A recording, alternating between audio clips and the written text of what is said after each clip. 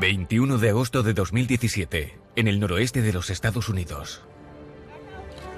Hoy, la poesía y la ciencia se unen. El Sol tiene una cita con la Luna.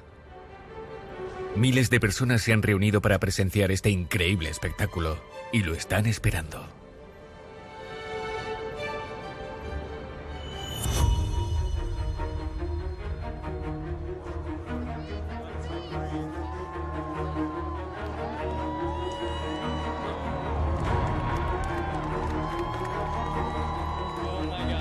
Empieza el eclipse total. La luna se mueve poco a poco hasta esconder el sol. Tan solo dura unos minutos, pero esa momentánea oscuridad paraliza la naturaleza. Todo se detiene.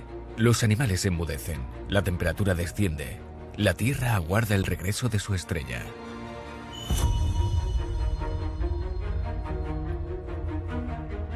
Este fenómeno tiene una explicación científica, pero la tensión se palpa en el ambiente cuando el sol desaparece. ¿Se debe esto a nuestros miedos ancestrales? ¿Nacimos del sol? Si muere, ¿lo haremos también nosotros? Esperemos que no se esconda por mucho tiempo.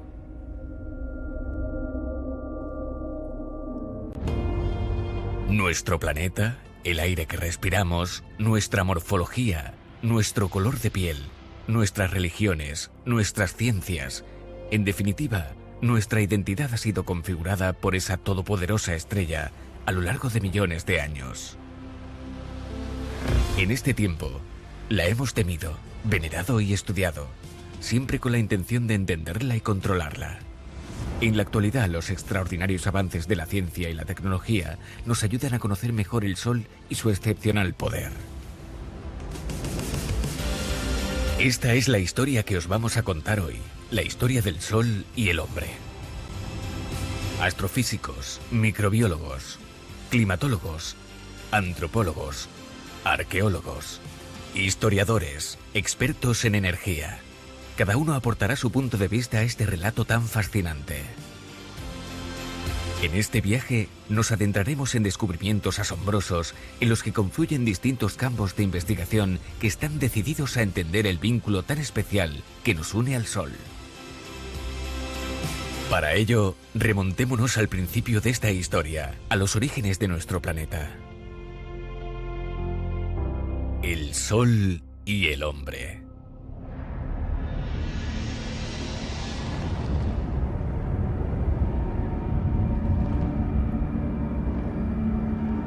Nuestra historia empezó mucho antes de que existiéramos. Antes incluso de que lo hiciera el Sol. Al parecer todo comenzó a raíz de una explosión legendaria, el Big Bang. Puede que el Big Bang no fuera solo una explosión, sino el principio de la expansión del universo hace unos 13.800 millones de años. El universo era denso y caluroso, pero tras la explosión se enfrió y empezó a estructurarse. La materia se concentró y dio lugar a las galaxias. Los primeros elementos químicos, principalmente hidrógeno y helio, se unieron en enormes nubes de gas, las nebulosas. Y entre esa multitud de galaxias nació la nuestra, la Vía Láctea, la cuna de nuestro Sol.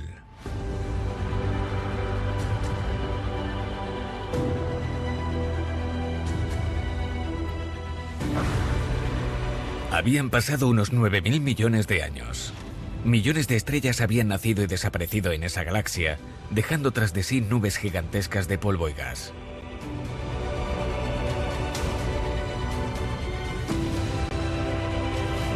Y en una de esas nebulosas, en un extremo de la Vía Láctea, estaba a punto de nacer una nueva estrella.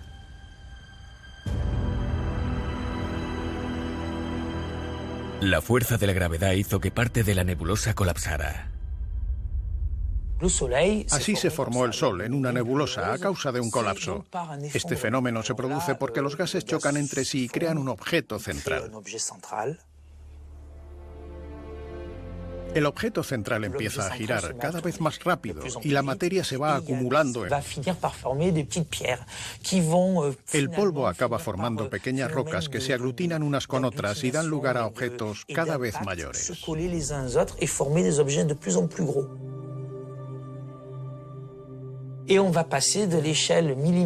Pueden medir desde micras, milímetros o centímetros hasta cientos de metros. Después, la colisión provoca que se formen objetos del tamaño de un planeta, que adquieren una forma esférica cuando alcanzan aproximadamente unos 600 kilómetros de radio. Hasta ese momento su forma es irregular. Ese fue el origen de los planetas, un remolino caótico de polvo. Con el tiempo, cada uno encontró su lugar. La Tierra y sus compañeros decidieron empezar a girar alrededor del Sol. Una estrella rodeada de planetas, cometas y polvo. Acababa de nacer el Sistema Solar.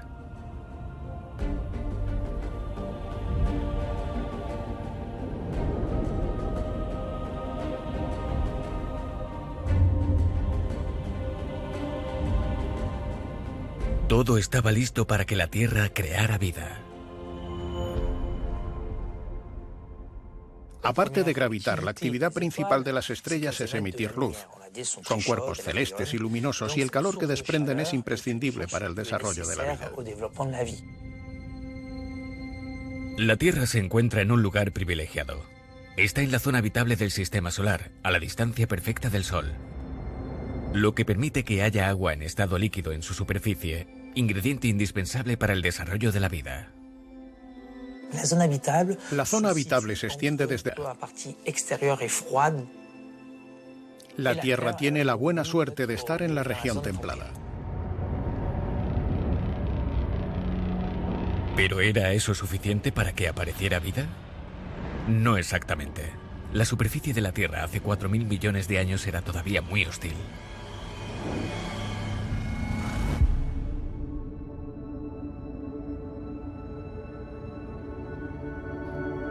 Entonces, nuestro planeta no era más que un océano de magma a causa de los constantes bombardeos de meteoritos. Era imposible que surgiera cualquier tipo de vida. Y sin embargo, aquí estamos. Fuimos las últimas criaturas del reino animal en aparecer. Primero vino la vida vegetal, y mucho antes de eso los microorganismos. Todo empezó hace 4.000 millones de años, cuando esos impactos disminuyeron. La Tierra estaba lista para florecer, empezaban a darse todas las condiciones necesarias para la vida.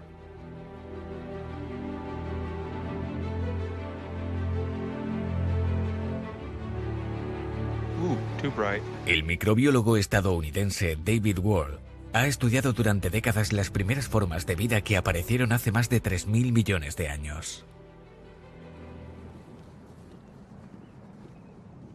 La vida pudo aparecer en cualquier lugar de la Tierra en el que hubiera agua líquida y el resto de ingredientes imprescindibles para vivir, como por ejemplo una fuente de energía y nutrientes.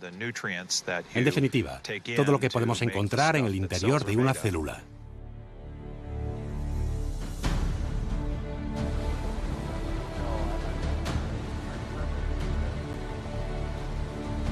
Para poder entender cómo evolucionaron los primeros microorganismos y cómo algunos de ellos utilizaron la energía solar para desarrollarse, David Ward se ha centrado en estudiar las bacterias que más se parecen a las que surgieron hace millones de años.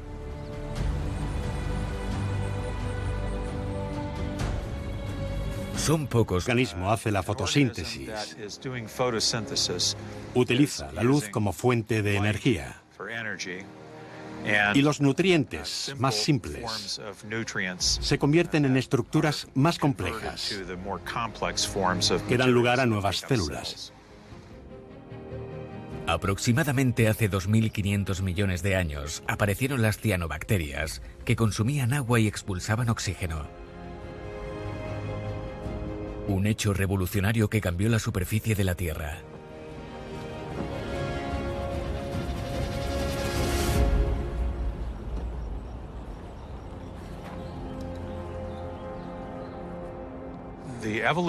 El desarrollo de la capacidad para usar agua durante la fotosíntesis permitió que esos microorganismos se desarrollasen en cualquier parte del mundo en la que hubiera agua y luz.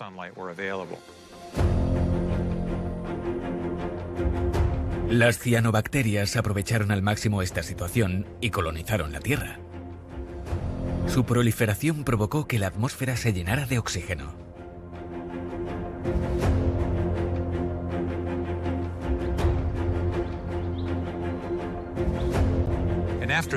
Después de eso, el oxígeno pudo empezar a generarse por sí mismo en la atmósfera, y así surgió un nuevo entorno en el que podían aparecer organismos aerobios. El agua fue el primer lugar en el que muchos microbios y otras formas de vida más complejas se adaptaron a la presencia de oxígeno. De ahí descienden las plantas. Esos organismos empezaron a hacer la fotosíntesis sencillamente por estar en contacto con cianobacterias, lo que posibilitó la aparición de algas. Más adelante, esas algas dieron lugar a plantas con una estructura mucho más compleja, que tenían incluso un tejido multicelular.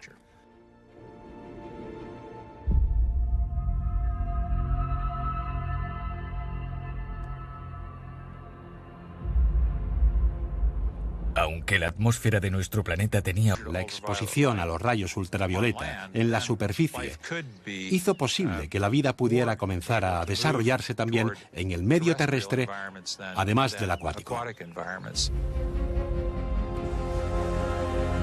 La vida estaba lista para conquistar el planeta. Después de las plantas, los líquenes y los musgos, los helechos invadieron la superficie terrestre hace unos 400 millones de años. Trajeron consigo entornos aptos para los primeros animales, escorpiones, ácaros, arañas. Luego llegaron los reptiles, los dinosaurios y finalmente los primeros mamíferos hace poco más de 200 millones de años. Su origen se remonta al inicio de los tiempos y su reino es tan inmenso que escapa a nuestro entendimiento. El Sol es el creador de todo lo que existe en este prodigioso sistema que bien merece llevar su nombre. Gracias a él, los primeros humanos llegaron a la Tierra. Pero ¿cómo ocurrió esa evolución? ¿Cómo pudo el Sol dar lugar a los seres humanos? Froment nos va a explicar esta etapa crucial de nuestra evolución aquí, en el Museo del Hombre de París.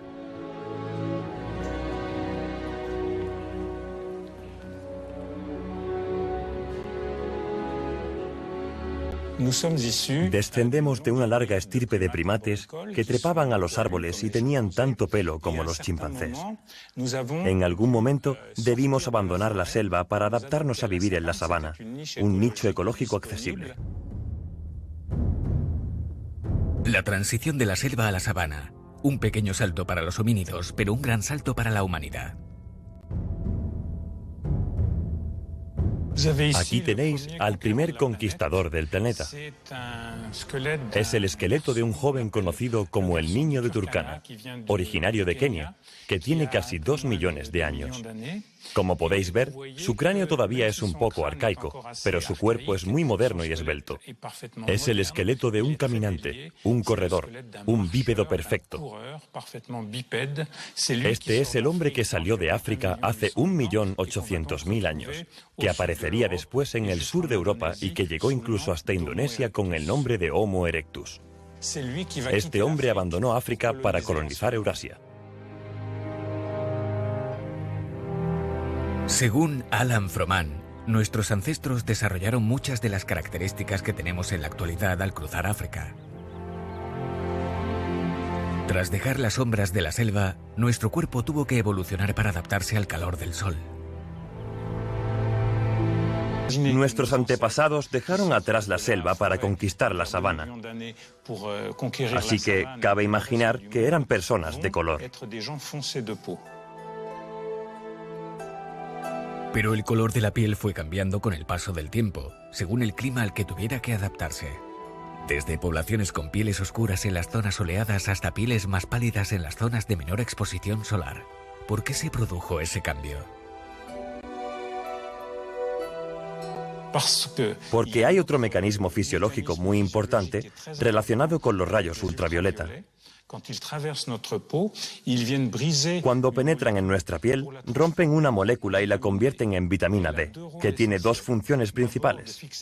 En primer lugar, ayuda a que el calcio se adhiera a los huesos.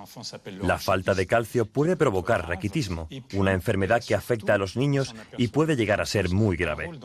Y en segundo lugar, ayuda a reforzar el sistema inmunitario. Si los niveles de vitamina D son bajos, aumenta la posibilidad de sufrir enfermedades infecciosas crónicas, como la tuberculosis o el cáncer. Finalmente, nuestra migración a zonas menos calurosas y soleadas hizo que perdiéramos esa capa de melanina que dificultaba la producción de vitamina D. Por eso, la gente que migró hacia el norte tiene un tono de piel más claro que aquella que permaneció en el sur.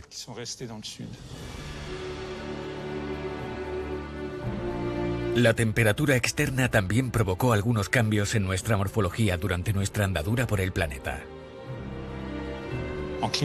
En climas fríos, el cuerpo tiende a ser más robusto para limitar la pérdida de calor, mientras que en climas cálidos, el cuerpo necesita una gran superficie de piel que le permita sudar y refrigerarse. Por eso las personas que viven en zonas calurosas suelen tener una silueta más esbelta, extremidades más largas y menos grasa corporal. Y el rostro también tuvo que adaptarse. Por ejemplo, las personas que viven en climas calurosos pueden tener la nariz bastante grande, lo que hace que el aire caliente les entre directamente en los pulmones. En los climas fríos, sin embargo, la cavidad nasal tiene que calentar y humedecer el aire que se respira para evitar enfermedades como la bronquitis u otras infecciones respiratorias que tienen una alta mortalidad en los niños. Y nuestro pelo también sufrió cambios para poder protegernos.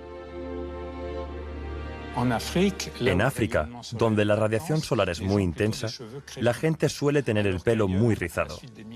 Pero cuando migramos a otras zonas, perdimos esos rizos y recuperamos el pelo liso, que es el rasgo que caracterizaba a los chimpancés.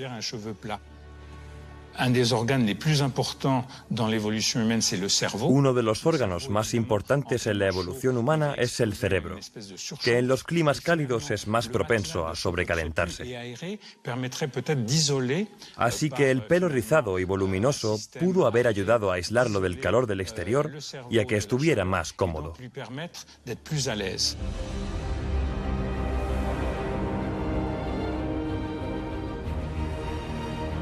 Por eso los seres humanos tenemos aspectos físicos tan diferentes.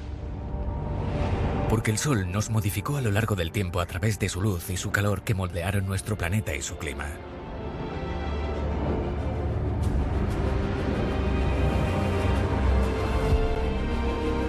La radiación que emite llega hasta la capa superior de nuestra atmósfera. La capa de ozono filtra parte de esa radiación, especialmente la radiación ultravioleta. Otros componentes de la atmósfera se encargan de absorber el resto. Así que el balance entre la cantidad de luz que entra, los componentes de la atmósfera y el estado de la superficie de la Tierra, lo que se conoce como albedo, junto con la cantidad de gases de efecto invernadero, todo eso regula el clima de nuestro planeta.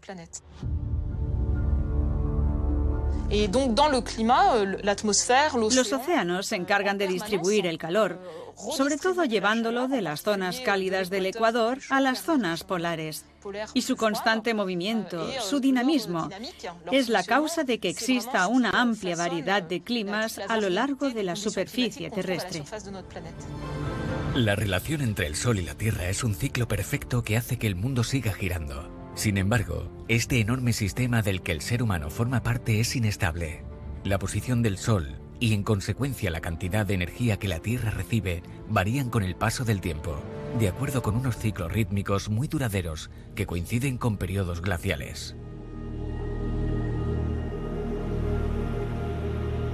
Si retrocedemos 1 millón de años en el tiempo, el clima de la Tierra estaba caracterizado por glaciaciones frecuentes, pero poco intensas, más o menos cada 40.000 años. Desde entonces, las glaciaciones se han vuelto mucho más intensas y duraderas. De media han durado en torno a los 100.000 años. Sabemos que la última glaciación acabó hace unos 21.000 años y facilitó la migración del ser humano. La última glaciación estuvo marcada por el nivel tan bajo del mar, unos 120 metros por debajo del nivel actual.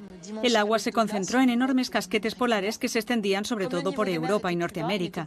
Como aumentó la superficie sólida de la Tierra, era mucho más fácil cruzar de Indonesia hasta Australia, por ejemplo. También se podía cruzar a pie el estrecho de Bering. Así que fue una época en la que el hombre moderno pudo migrar y asentarse por toda Eurasia y también cruzar el estrecho de Bering y llegar hasta Norteamérica. Todo ello en un periodo de tiempo muy corto. Proceder todavía más en el tiempo.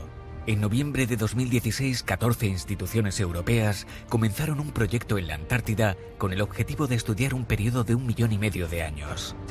El estudio de las antiguas variaciones del clima nos aporta información sobre la evolución del hombre y nos ayuda a predecir lo que nos depara el futuro. El Sol está encargado de dirigir la evolución de nuestros cuerpos, nuestro entorno y nuestra expansión por el planeta. A pesar de la distancia, forma parte de nosotros, tanto como la tierra que pisamos cada día. Cuando el Homo sapiens, el hombre moderno, empezó a asentarse hace unos 10.000 años, ya era un experto en observar las estrellas. No importa el lugar en el que nos encontremos, siempre creamos un vínculo profundo con nuestra estrella, con la luz que marca el ritmo de nuestros días y nuestras noches, que nos calienta, que hace que las plantas crezcan y los animales se reproduzcan y que tanto echamos de menos cuando se esconde y deja paso a la desapacible noche. ¿De dónde consigue tanta potencia? ¿Cuál es su fuerza motriz? Las sociedades primitivas intentaron responder a esas preguntas.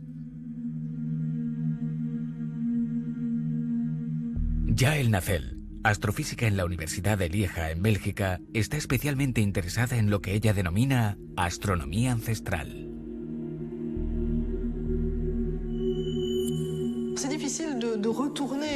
Es difícil remontarse mucho en el tiempo, pero nos consta que el hombre prehistórico observaba el Sol. Las construcciones megalíticas son prueba de ello. Las más antiguas datan de la época de las primeras civilizaciones. Los mitos de las primeras civilizaciones intentaron explicar lo inexplicable. Las estrellas, los fenómenos celestes, todo lo que podían ver en el cielo, todo lo que emitiera luz.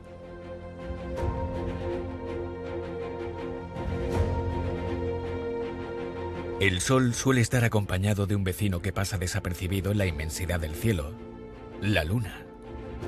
Parece que tienen el mismo tamaño, pero el Sol brilla más que la Luna. ¿Por qué? Cada cultura tiene su propia respuesta. Normalmente se dice que el Sol y la Luna son marido y mujer, o incluso hermano y hermana, pero hay infinidad de historias.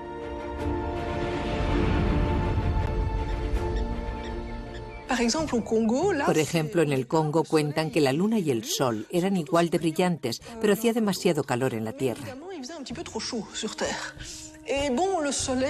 Así que dicen que el Sol se apiadó de los hombres e invitó a su compañera a darse un baño juntos. Él fingió tirarse al agua y ella, despreocupada, hizo lo mismo, pero el pantano apagó su brillo. Y así nació la Luna. En Vietnam hay otra leyenda que habla del Sol y la Luna. Pero, según esta historia, la Luna era más brillante. El calor era realmente insoportable y un héroe vietnamita quiso ayudar a su pueblo. Así que subió a la cima de la montaña más alta para asustar a la Luna y ésta se alejó. Por eso ahora no desprende tanta luz y parece menos brillante. El brillo y el poder del Sol hicieron que el hombre lo considerara el creador de todo, y a raíz de ese mito comenzaron a venerarlo.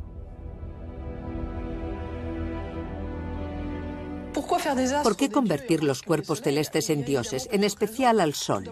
Son varias las razones que lo explican. En primer lugar, porque son fuentes de vida, sobre todo el Sol. Sin él no habría vida en la Tierra, así que es evidente que lo necesitamos. Y también porque son fuentes de conocimiento. Para medir el tiempo y el espacio necesitamos estrellas. Para eso se usaban al principio. Pero hay mucho más. Por ejemplo, su inmortalidad. El Sol se levanta todos los días, algo que no nos sucede a nosotros, así que es normal que lo vieran como un ser superior. Además, tiene mucho poder, son capaces de emitir luz y desde la prehistoria somos conscientes de la dificultad que esto conlleva. Y por último está el lugar que ocupamos, algo muy importante para las primeras civilizaciones. El Sol está por encima de nosotros. El hecho de que esté arriba, vigilando, está lleno de significado. La disposición tan particular de su entorno no tardó mucho en condicionar su manera de interpretar el funcionamiento del mundo y del tiempo. Por ejemplo, ¿cómo explicaban los egipcios que el sol desapareciera todas las tardes por el oeste y que volviera a salir por el este cada mañana?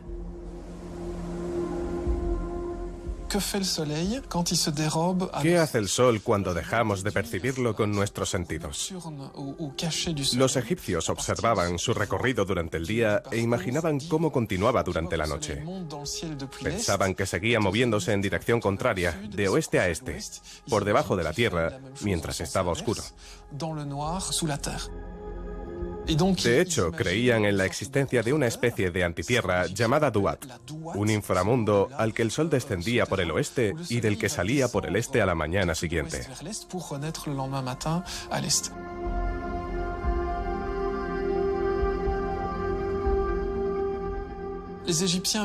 Los antiguos egipcios vivían en un entorno dominado por el Nilo y el cielo azul. Así que para ellos era como si el sol cruzara el Nilo celestial en una especie de barca. Por eso, también creían que en el inframundo debía haber un Nilo subterráneo, y mientras el sol lo cruzaba en su barca, tenía que pasar una serie de pruebas que le permitieran salir al exterior a la mañana siguiente. El sol siempre regresa triunfante. Cada mañana se levanta para llenar la tierra con su luz. Es omnipotente.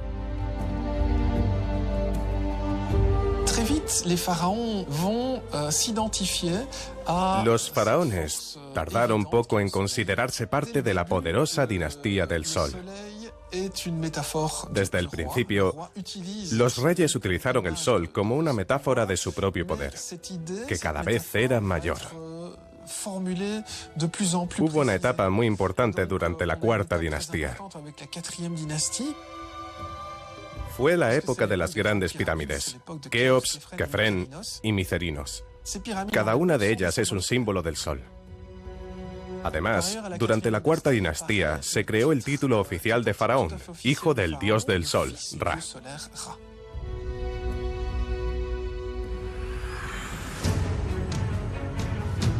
Con Amenhotep IV, más conocido como Ajenatón, el culto al dios del sol, el creador de todo, alcanzó su máximo esplendor. Se convirtió en el dios supremo, en el único dios.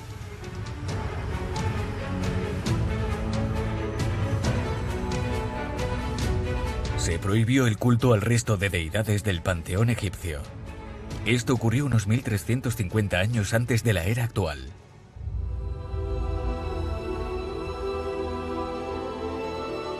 Es evidente que el rey tuvo que hacer frente a algún tipo de oposición por parte de su propia élite, y esto le obligó a reinventar el concepto de dios del sol. Y lo más importante es que, inmediatamente después, se autoproclamó su legítimo portavoz.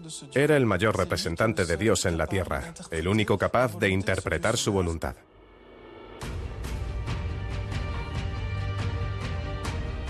Ra se convirtió en Atón, al que se le representaba exclusivamente con forma de disco solar. No se le podía atribuir ninguna otra imagen. Cualquier otra imagen de la deidad se destruía. Se derribaron todos los tejados de los templos egipcios tradicionales. A partir de entonces, todo tenía que permanecer abierto para que el sol pudiera entrar al lugar de culto a través de sus rayos. Estos representaban la presencia de Atón en la tierra y en el templo. Ajenatón impuso el culto único al dios del sol, pero este desapareció con él.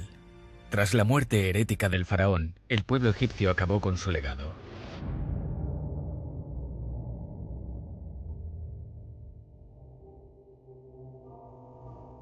Sin embargo, el sol siguió siendo una deidad superior en esa civilización, y los reyes continuaron usando su imagen para justificar su propio poder.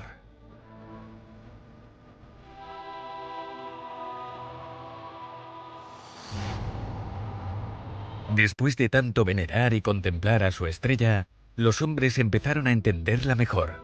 Puede que la observación del sol sea una de las ciencias más antiguas de la humanidad, y la sabiduría que adquirimos gracias a ella es inmensa.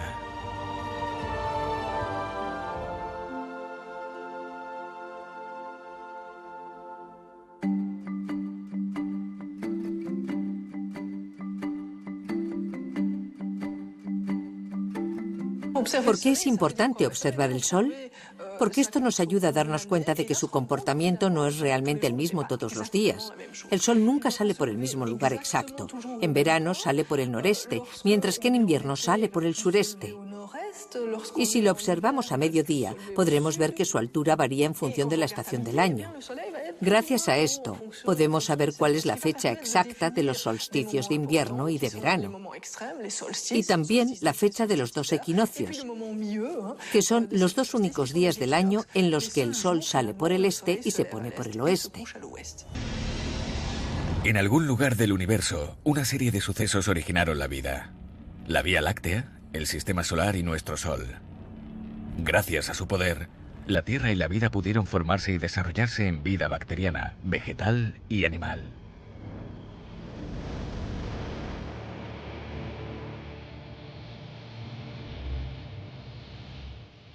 Después, el Sol nos dio forma a los humanos hace más de 2 millones de años. Nuestras habilidades físicas mejoraron gracias a la transpiración, nuestras proporciones corporales, la forma de nuestra nariz, la textura del pelo, todas se han adaptado al Sol. El Sol también nos ha permitido viajar a través del planeta y conquistar nuevos territorios.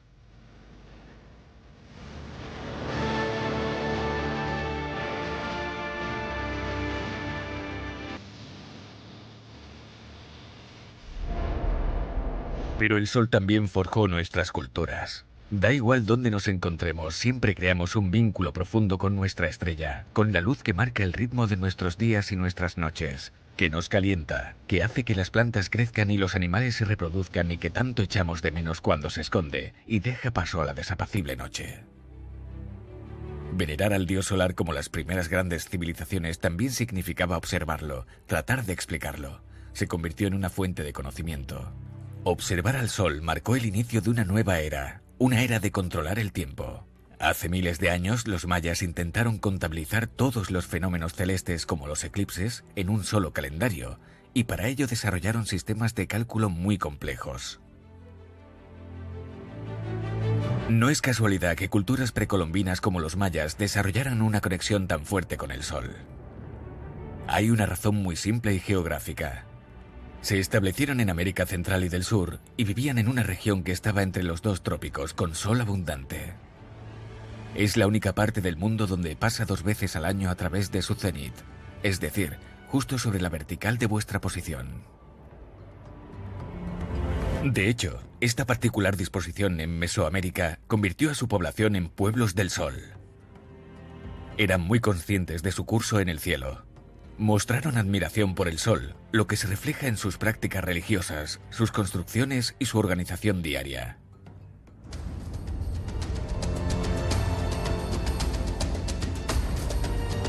A finales del siglo XVIII se descubrió en México la ciudad precolombina de Xochicalco. Es un ejemplo de construcción que los humanos dedicaron al sol. Rubén Morante López, un arqueoastrónomo mexicano, ha dedicado más de 25 años a estudiar los restos de este lugar tan emblemático. El culto al sol tenía 2 aspectos.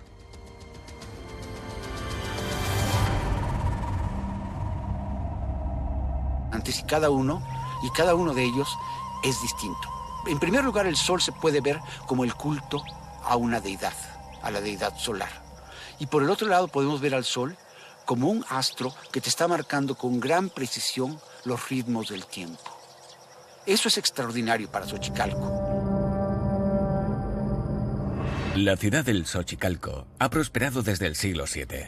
Se fundó inmediatamente después de la caída de Teotihuacán, uno de los lugares arqueológicos más famosos del Valle de México.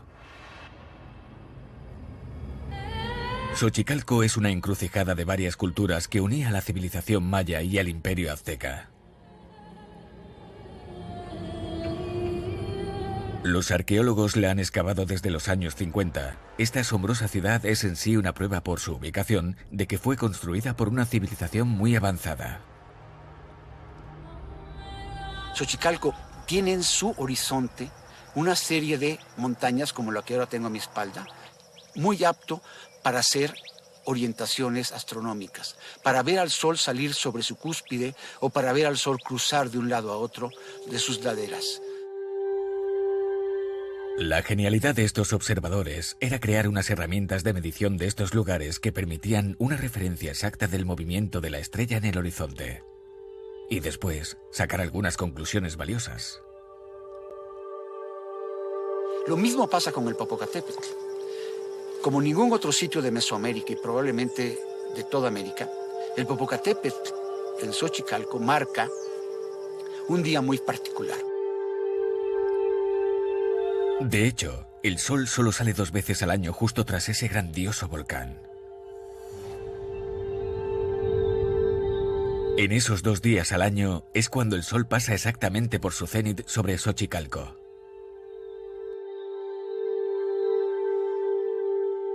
Ellos sabían que si salía el sol detrás del Popocatépetl, indudablemente iban a tener a mediodía el punto más alto del sol durante todo el año. El momento en el que el sol alcanzaba su cenit era el fenómeno más importante en la ciudad y las impresionantes construcciones subterráneas lo atestiguan. Y para ello construyeron una serie de tiros, una serie de chimeneas, y es un marcador solar. Por estos tiros, por estas chimeneas, cuando entraba el sol perfectamente vertical, me estaba diciendo que estaba en el cenit.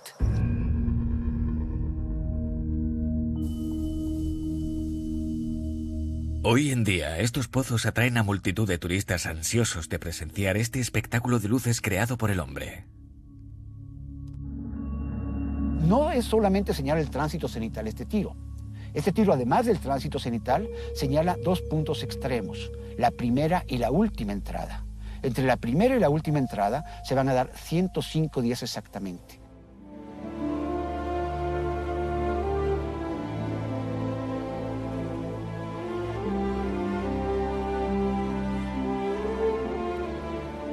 «105 días que se han plasmado en 105 símbolos que Rubén reunió y clasificó de las pirámides de Xochicalco». Son glifos grabados en roca que, según los estudios, corresponden con aquellos que contaban los días del calendario.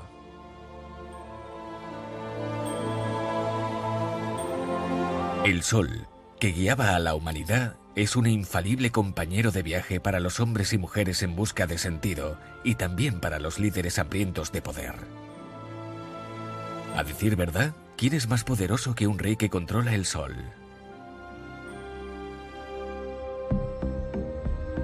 En Xochicalco, como sucedió entre los mayas, probablemente el más alto de todos, de todos los jerarcas, el más alto gobernante, se identificaba con el sol. Era un ser relacionado con una ciencia, con la ciencia para medir el tiempo. Y claro, que hablar de ciencia en el siglo VII después de Cristo y en un sitio como América, pues es sumamente cuestionado por algunos. Pero yo sí se los puedo decir. En Xochicalco tenemos la prueba de que aquí ya había un pensamiento rigurosamente científico.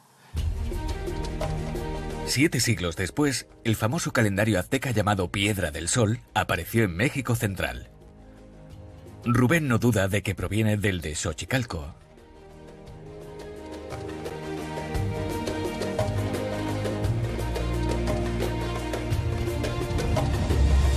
Desde Egipto hasta México, en unos pocos miles de años, se formó un enfoque científico del Sol. El hombre se adueñó de la estrella más brillante e intentó comprender sus misterios. El Sol nos atrae con la misma fuerza que un imán, así que nunca dejaremos de intentar entenderlo, con la esperanza de poder responder a esta pregunta universal: ¿por qué gira la Tierra? Fue finalmente en Europa donde surgió un nuevo concepto del cosmos y sobre todo del Sol y sus planetas. En el Viejo Mundo, vivíamos con una representación cósmica que data del siglo II de la era actual, desarrollada por el astrónomo Ptolomeo de Alejandría. Se basó en la concepción griega de Aristóteles, cuyo sistema perpetuó la falsa idea de que la Tierra todavía era el centro de un universo en movimiento. Se decía que cada planeta giraba alrededor de un círculo llamado epiciclo que a su vez giraba alrededor de la Tierra.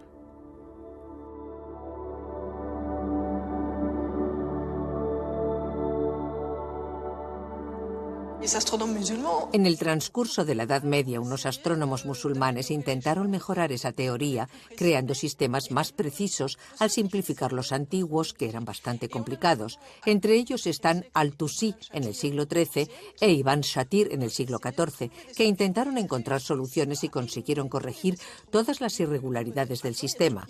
Sin embargo, seguía siendo una combinación muy complicada de movimientos circulares. A mitad del siglo XVI dio comienzo una revolución conceptual. Le dieron el nombre de un polaco canónico apasionado de la astronomía, Nicolás Copérnico.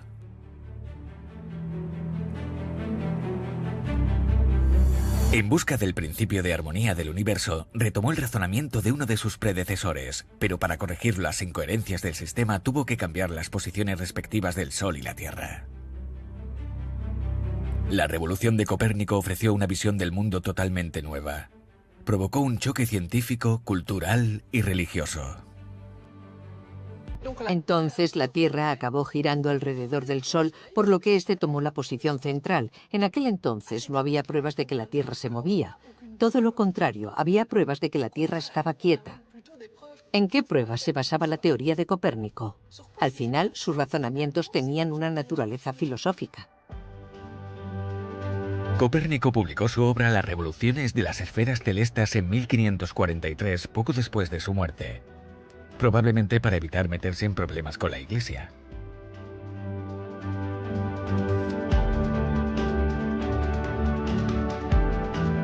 En medio de todo está el Sol, pues ¿quién en este bellísimo templo podría esta lámpara en otro lugar mejor desde el que se pudiera alumbrar todo?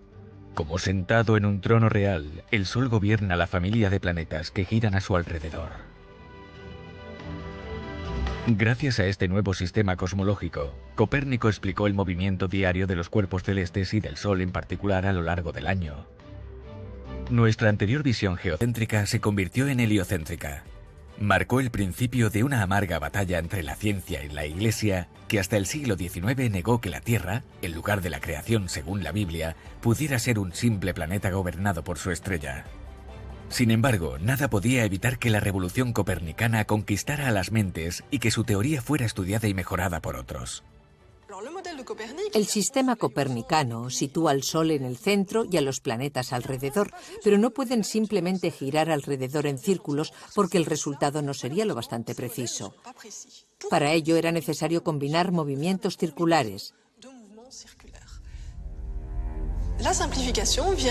Finalmente, la simplificación vendría de manos del alemán Johannes Kepler, que llegó con la idea revolucionaria de las elipses, eliminando los círculos. Y sin más dilación, resolvió todos los problemas que tuvieron los astrónomos.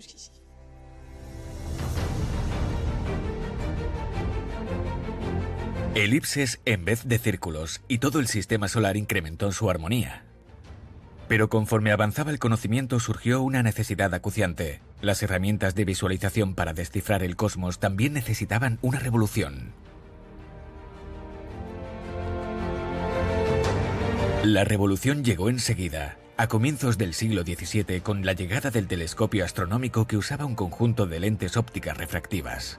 Gracias a ello, la observación de estrellas dio un gran paso.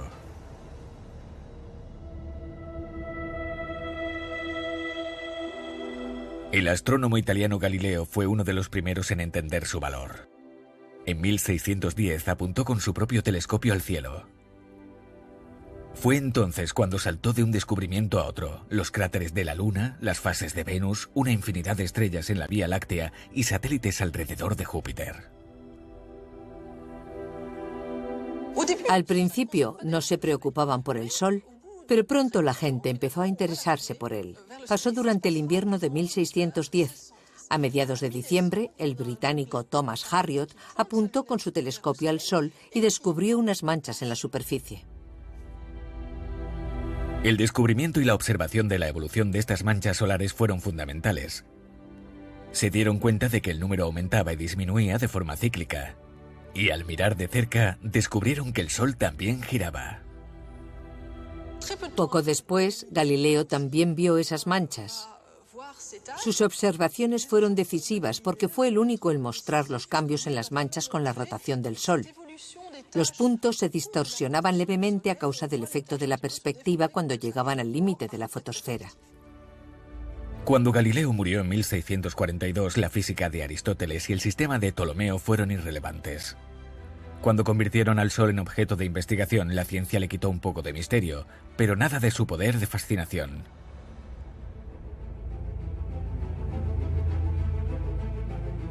La brecha entre la religión y la ciencia aumentó. Por otro lado, la conexión simbólica entre el poder del Sol y de los reyes se mantuvo. Incluso los líderes se dieron cuenta del valor estratégico de la astronomía para ellos y para su país.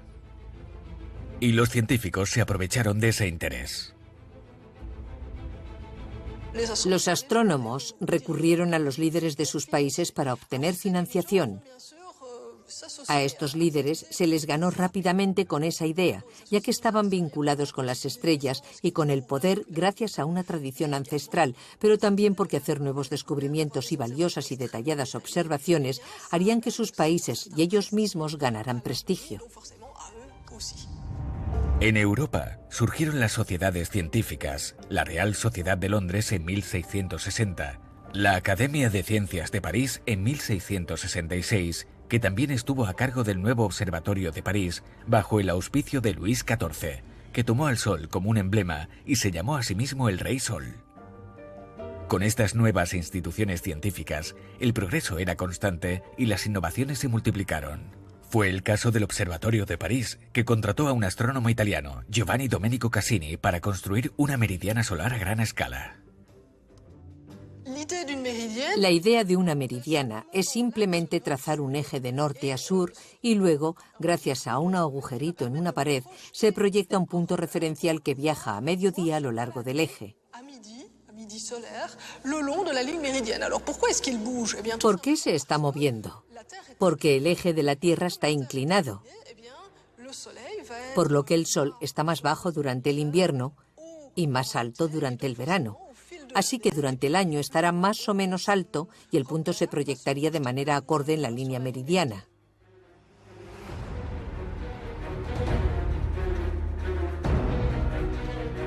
Y por supuesto, esta distancia a lo largo de la línea dependerá de la oblicuidad de la Tierra. Así que al medir la distancia recorrida del punto, la oblicuidad de la Tierra también se puede medir. Y Cassini tenía una idea metida en la cabeza. Su idea era demostrar que Kepler tenía razón, que el supuesto movimiento del Sol estaba provocado por esa trayectoria elíptica seguida del giro de la Tierra alrededor del Sol, y se las apañó para demostrarlo con su meridiana. El interés que demostraban los científicos por el Sol era exponencial. El rey de las estrellas ya no era inalcanzable ni observado desde lejos. Ahora se podía analizar su luz. El mundo estaba empezando a revelar algunos de sus secretos. En 1666, el padre de la gravitación universal, Isaac Newton, descubrió que la luz blanca no era tan blanca. Al apuntar un rayo de luz a través de un prisma, demostró que la luz estaba, en realidad, hecha de un espectro de 7 colores diferentes, desde rojo a morado. Y más allá de la luz visible, 150 años después, William Herschel descubrió los rayos infrarrojos, mientras que el químico Johann Ritter demostró la existencia de los rayos ultravioleta. Al mismo tiempo, François Arago, el entonces director del Observatorio de París, tomó la primera foto del Sol el segundo día de abril de 1845. La estrella se transformó en una imagen que se podía sostener en las manos, como quien sostiene un telescopio. Una imagen que salió de los limitados círculos de los observatorios para llegar a un público más amplio.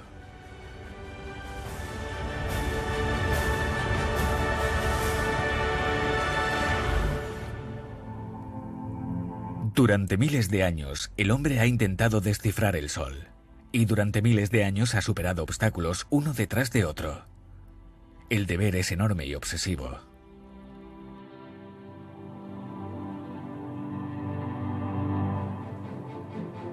A mitad del siglo XIX, los observatorios surgieron en nuevas zonas, en la cima de nuevas montañas para obtener las mejores imágenes con el cielo despejado y para estudiar fenómenos aún no investigados. En este momento ya conocíamos la superficie del Sol bastante bien, pero eso es todo lo que sabíamos del Sol. ¿Por qué? Porque cuando tienes un eclipse total te das cuenta de que hay una atmósfera alrededor, un aura brillante llamada corona solar que nunca se había estudiado en profundidad.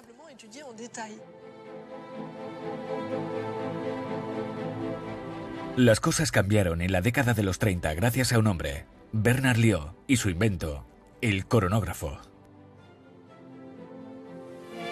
À l'Observatoire du Pic du Midi, dans nos Pyrénées centrales, l'astronome Bernard Liot, spécialiste du Soleil, Liot voulait en étudier la couronne. Esta herramienta revolucionaria recrea el efecto de un eclipse y por lo tanto hace visible la corona solar. Bernard Liot instaló su herramienta en el observatorio del Pico de Midi a una altitud de 2.870 metros.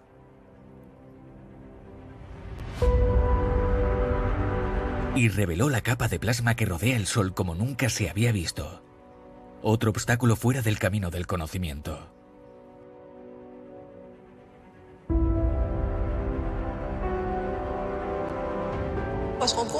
Daba la sensación de que muchas cosas estaban sucediendo en esa corona. Había unas protuberancias, una actividad muy poderosa en el Sol. Cada vez más alto y más lejos. Durante el siglo XX, ha habido varias generaciones de instrumentos ópticos. Los laboratorios más antiguos se modernizaron. Se observaba el Sol, se estudiaba, se analizaba desde cualquier ángulo imaginable desde 150 kilómetros de distancia. Para garantizar la continuidad de los datos registrados en los últimos 100 años en el Observatorio de París, los científicos siguen tomando una foto del Sol al día.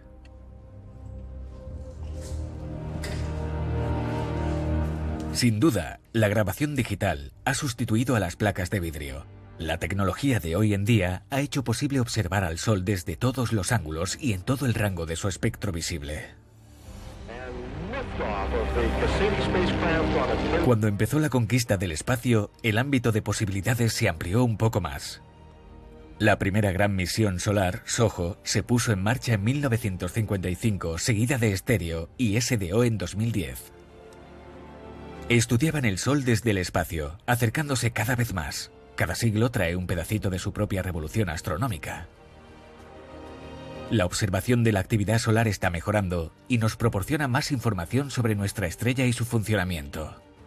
Aunque todavía está fuera de nuestro alcance, nunca ha estado tan cerca de nosotros.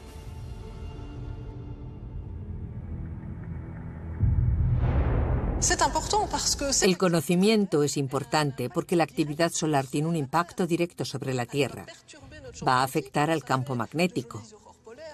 Puede producir una aurora boreal muy bonita, pero también puede provocar interrupciones en el circuito eléctrico de las telecomunicaciones, por lo que es esencial comprender la actividad solar.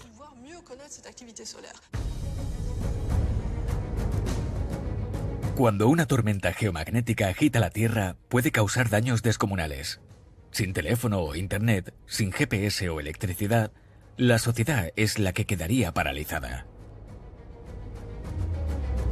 Hoy en día sabemos que lo que causan estas tormentas geomagnéticas son las erupciones solares, ya que vemos unos fenómenos enormes que estallan en la superficie del Sol.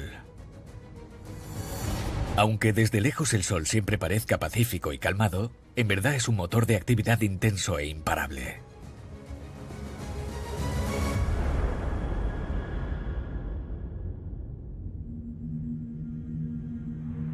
El corazón de esa enorme bola de plasma está ardiendo a más de 15 millones de grados. Las reacciones nucleares continúan una detrás de otra. Los átomos de hidrógeno se fusionan entre sí para crear el deuterio, que a su vez se fusiona con un átomo de hidrógeno adicional para crear el helio.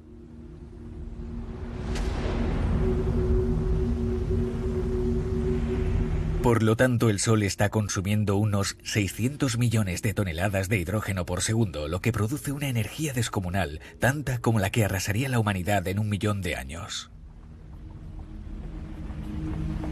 Esta energía se libera primero en forma de radiación en la primera capa, la zona de radiación.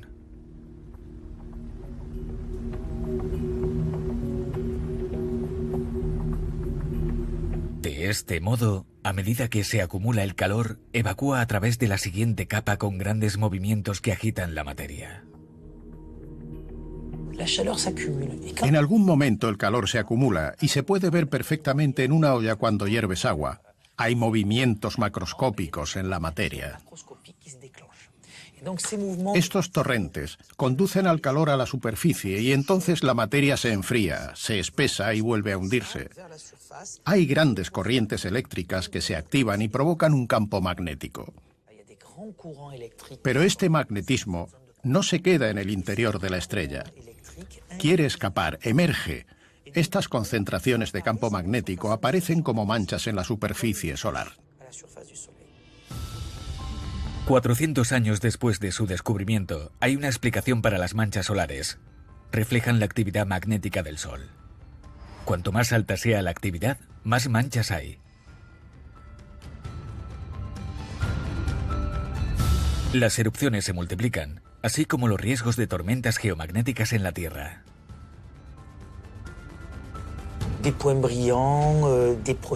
Hay manchas brillantes, fulguraciones, bucles magnéticos que pueden ser inestables y, si es así, pueden expulsar materia al espacio. El espacio entre el Sol y la Tierra, ese espacio interplanetario, está repleto de materia proveniente del Sol. Los científicos saben que esta actividad es cíclica. Manchas solares, fulguraciones y erupciones, todas tienen un ciclo de 11 años. ¿Por qué este intervalo de tiempo? No lo sabemos todavía. Descubrirlo quizá nos permitiría predecir este fenómeno. También hay una sorpresa. En la superficie, la temperatura del Sol es de alrededor de 6.000 grados. Y a medida que se aleja debería bajar. Pero al contrario, se dispara hasta alcanzar el 1.000.000 de grados en la corona. Con cada descubrimiento surgen nuevas incógnitas. Para resolverlas, los investigadores están desarrollando herramientas cada vez más específicas y deambulan por el planeta en busca de los lugares más propicios para la observación.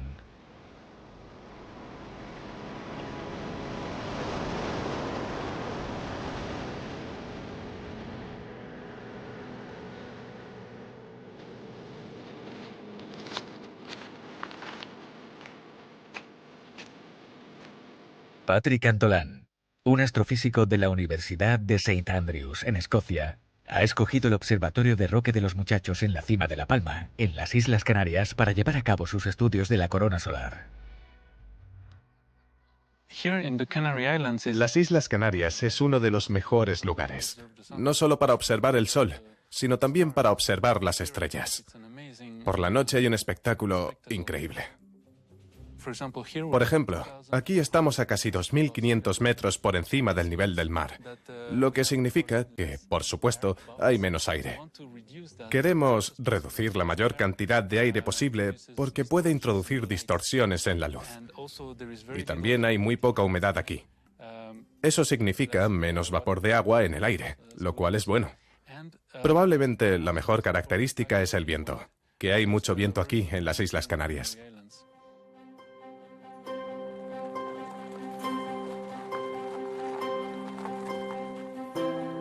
Cada día, Patrik Antolán observa el Sol en directo gracias al telescopio solar sueco, el segundo telescopio más grande del mundo.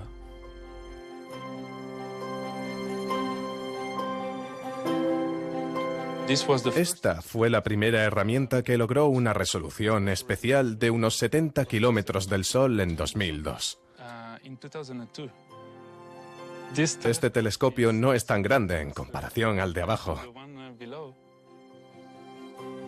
pero es sin duda uno de los mejores telescopios del mundo para observar el Sol. Los telescopios solares son más pequeños que aquellos que se usan para mirar otras estrellas, porque la luz que emana del Sol es tan fuerte que se necesita tener un objetivo más pequeño.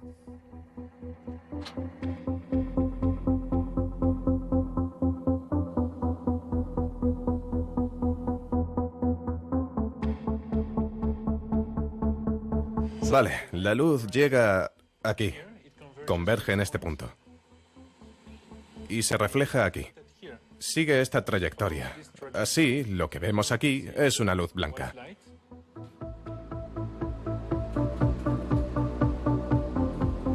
Patrik Antolán estudia fenómenos en la superficie del Sol y los hilos de materia que alimentan la corona. La mayoría del tiempo tenemos los ojos pegados a esas pantallas que veis ahí detrás. Podemos ver esa granulación, los movimientos de convección, que son muy importantes si queremos entender cómo se acentúa el campo magnético del Sol.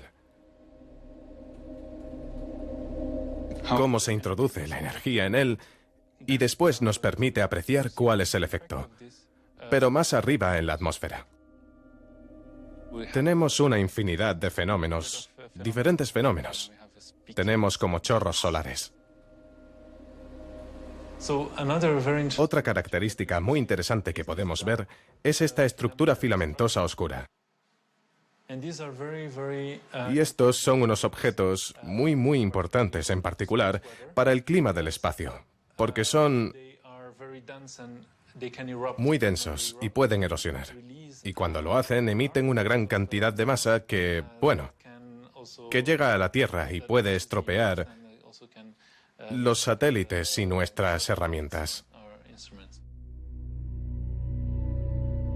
Todos los astrofísicos están de acuerdo. La actividad incesante del Sol, su ciclo, sus erupciones, su influencia directa en la Tierra, todo está conectado con su campo magnético. El campo magnético es lo que en verdad está detrás de todos los fenómenos dinámicos que vemos. Y una pregunta muy importante es, ¿cómo evolucionan estos campos magnéticos?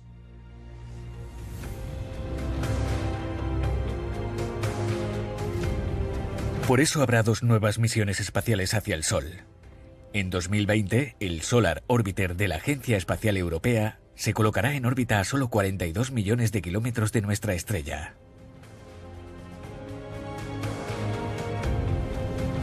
Y ya en 2018, la sonda solar Parker de la NASA emprendió su viaje para entrar en la atmósfera solar por primera vez en 2024.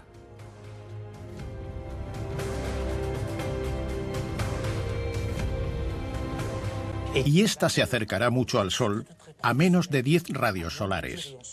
En comparación, Mercurio está a 70 radios solares, así que va a estar 7 veces más cerca del Sol que Mercurio.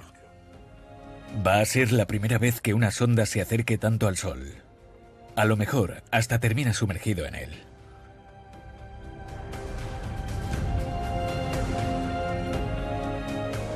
Antes de que estas misiones venideras nos traigan posibles respuestas y soluciones, tenemos que encargarnos de las consecuencias que provoca en la Tierra esa enorme cantidad de actividad solar.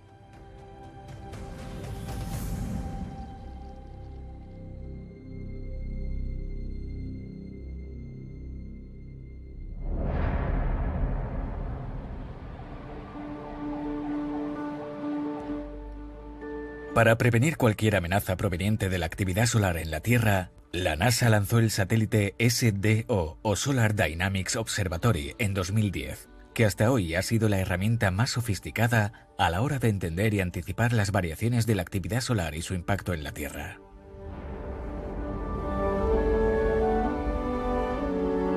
Este satélite está controlado por el Centro Goddard de la NASA en Washington. Dean Pesnell es investigador de la NASA y director científico de ese observatorio espacial.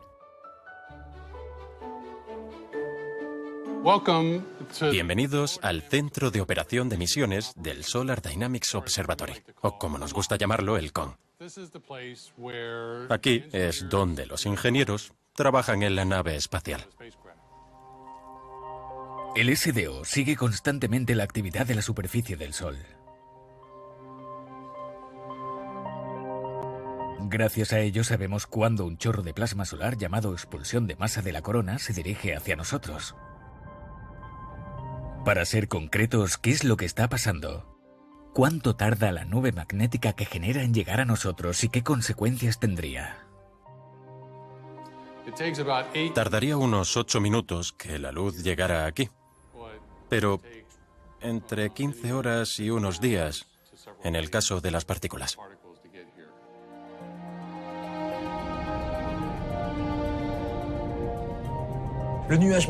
La nube magnética viene hacia nosotros. Cuando impacta en la Tierra, que tiene su propio campo magnético, no puede entrar de cualquier manera porque la nube está hecha de partículas cargadas. La Tierra tiene un campo magnético con la forma de las orejas de Mickey Mouse.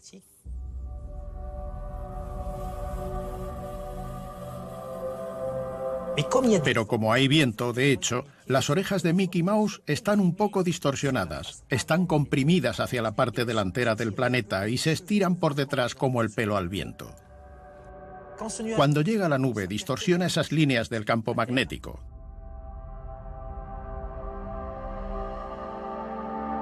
Algunas partículas giran en espiral hacia adentro y crean la aurora boreal al estimular las moléculas de la atmósfera terrestre. Es una manifestación de la entrada de partículas energéticas del Sol a la atmósfera. Y esa es la parte buena. Pero otras partes no son tan buenas. Pérdida de la radio, de las señales de radar, la tecnología GPS paralizada. Puede incluso llevar, como en Quebec en 1989, a una completa interrupción de la red eléctrica. El 13 de marzo de 1989, el noroeste de Estados Unidos fue asolado por una tormenta geomagnética. En Quebec provocó una caída general eléctrica de casi 9 horas. La electricidad es omnipresente en nuestra sociedad moderna. Esto le da al Sol una especie de nuevo poder sobre nosotros, el poder de paralizarnos. Para evitar que esto pase, aparece un nuevo campo de especialización, el clima espacial. El clima espacial es un término que se originó en los 90. Como hay cosas que le están pasando al Sol y cosas que le están pasando a la Tierra, tienen que estar conectados. El Centro de Clima Espacial estadounidense es el centro de operación responsable del sistema de alerta. Cuando hay una eyección peligrosa del Sol, tiene unas 15 horas para avisar a la gente y los servicios que se pueden ver afectados. Las compañías eléctricas quieren saber cuándo va a suceder. Los pilotos quieren saber si van a poder usar las radios cuando entren en el polo. Una de las cosas más chulas es la agricultura de alta precisión. Usan el GPS y programan sus enormes tractores para salir y arar los campos. Si el GPS no es preciso, no lo harán correctamente. Al interrumpir las actividades de nuestra hiperconectada sociedad, el Sol nos recuerda a su manera su poder superior. Nuestros avances no deberían hacernos olvidar que el Sol es el jefe de su sistema. Pero su energía ilimitada también lo hace un aliado indispensable, siempre y cuando le demos un buen uso. La cantidad de energía que choca con la atmósfera es impresionante y de momento todavía no sabemos cómo sacarle provecho. Las plantas lo llevan haciendo desde siempre con la fotosíntesis y convertir energía solar en una energía química es una hazaña impresionante. Uno de los desafíos del cambio climático al que nos enfrentamos es alejarnos de la producción de energía basada en combustibles fósiles como el petróleo, el carbón y el gas, y encontrar la manera de aprovechar las fuentes de energía renovable, ya vengan del sol o del clima. Esto requiere ser capaces de pronosticar con antelación la cantidad de luz solar que habrá en varias zonas para analizar la producción y controlar la intermitencia. Nuestra capacidad de aprovechar la energía solar gracias a las nuevas tecnologías marca una nueva etapa en la historia que nos conecta con nuestra estrella. Por muy innovadora que fuera la creación del calendario atrás en el tiempo, combinado con el ingenio del hombre, el Sol hasta nos puede hacer volar.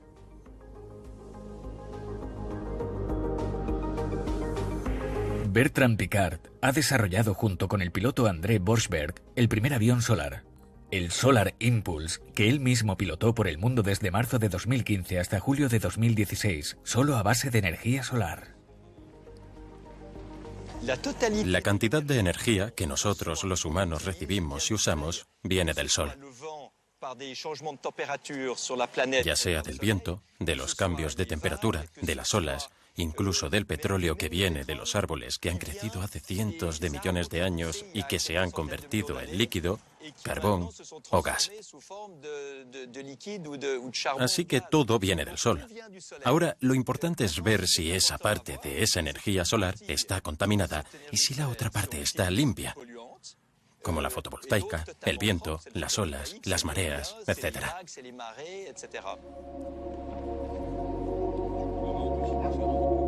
Es gracias a la exploración espacial que inicialmente desarrollamos la energía solar y el uso de paneles fotovoltaicos. De la necesidad nacen los cambios. Como los satélites deben orbitar durante años alrededor de la Tierra, se tuvo que encontrar una fuente de energía totalmente renovable, ilimitada. Este fue el primer uso industrial de las células fotovoltaicas: atrapar la energía solar y convertirla en energía para poner en marcha una nave espacial. Después, si funcionaba en el espacio, tenía que funcionar en la Tierra, en barcos, en aviones. Y de repente, había aviones solares. Hacer volar un avión fue una hazaña muy importante para el hombre del siglo XX. Hacer volar un avión sin combustible es el reto de los inicios del tercer milenio. ¿Cómo puedes volar sin pausa? La única energía que está haciendo eso posible es la energía directa del Sol. Estaba destinada a ser fotovoltaica. Capturar la energía, darles potencia a 4 motores eléctricos, almacenarla en baterías durante la noche. Así es como el Solar Impulse pudo volar de día y de noche sin queroseno. Y es muy importante ver que incluso de noche el calor que se ha ido almacenando durante el día puede continuar produciendo vapor para dar potencia a las turbinas y generar electricidad. Así que la gente que cree que la energía solar es intermitente se equivoca. Usar energía solar incluso cuando ya no hay sol. Aquí está la genialidad del hombre. Hay todo un mundo de posibilidades. Y como el sol nos alumbra a todos, la humanidad entera debe beneficiarse de él. No nos pasemos al decir que el sol es capaz de hacer cualquier cosa. Ahora mismo tenemos que salir del pensamiento utópico y adentrarnos en una etapa de pragmatismo político y económico. Vemos que la energía solar es rentable actualmente, por lo que deberíamos continuar en la misma línea. Desde el principio de los tiempos, el hombre ha soñado con ser un creador capaz de expandir los límites de la naturaleza y los suyos propios. Ha sido capaz de comprender y controlar lo que está fuera de su alcance. Desde el principio de los tiempos, el sol ha estado ahí para acompañarlo, ponerlo a prueba, desafiar sus capacidades para pensar y actuar, y ha llevado al hombre a mayores alturas. Cuando nuestros ojos se alzan al cielo mientras el sol desaparece de nuestra tierra durante unos minutos, de repente nos damos cuenta del lugar que ocupa en nuestras vidas. Nos ha llevado 1000 millones de amaneceres y atardeceres, de eclipses y observaciones, vivir en armonía con el sol.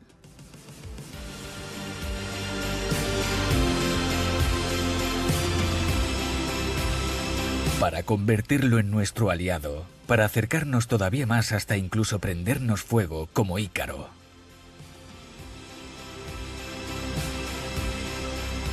A partir de ahora, ¿nos ayudará nuestra estrella a superar los retos venideros? ¿A proteger nuestro planeta? ¿Será su energía fuente de la vida la clave para nuestro futuro? Una cosa es segura, nuestra estrella no nos va a decepcionar, porque el Sol va a permanecer aquí otros 5000 millones de años más.